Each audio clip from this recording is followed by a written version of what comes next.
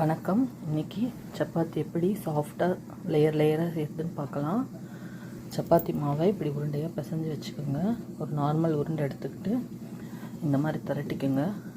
அதில் எண்ணெய் கொஞ்சமாக விட்டு நல்லா தடவி விட்டுடுங்க. லைட்டாக போதும் எண்ணெய். ஒரு கத்தி எடுத்து சென்டர்லேருந்து இப்படி கட் பண்ணி விடுங்க. இது 1 2 3 அவ்வளோதாங்க. இந்த மாதிரி 3 லேயராக மடித்து இந்த கார்னரில் மாத்திரம் நல்லா அழுத்துங்க. இங்கே அழுத்த வேண்டாம், இந்த கார்னரில் மாத்திரம் நல்லா அழுத்தி விடுங்க. அதுக்கப்புறம் மாவில் போட்டு பெரட்டி நல்லா சப்பாத்தியாக திரட்டுங்க. இந்த மாதிரி திரட்டிடுங்க. ரொம்ப மெலிசாக திரட்டாதீங்க, மீடியம் சைஸ்லேயே இருக்கட்டும். இந்த சப்பாத்தியை தவாவில் போட்டு எடுங்க. தேய்ச்ச சப்பாத்தியை தவாவில் போடுங்க. ஞாபகம் இருக்கட்டும், சப்பாத்தி பண்ணும்போது எப்போவும் ஹை ஃப்ளேமில் தான் வச்சு பண்ணணும். லோ ஃப்ளேமில் வச்சிங்கன்னா கட்டை மாதிரி ஆகிடும்.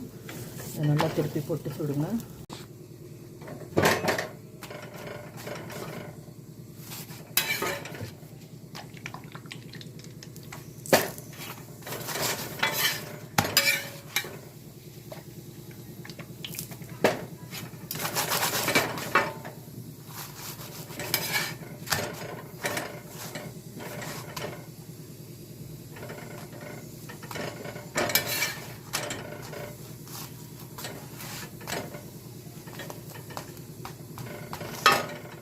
சாஃப்டான சப்பாத்தி ரெடி.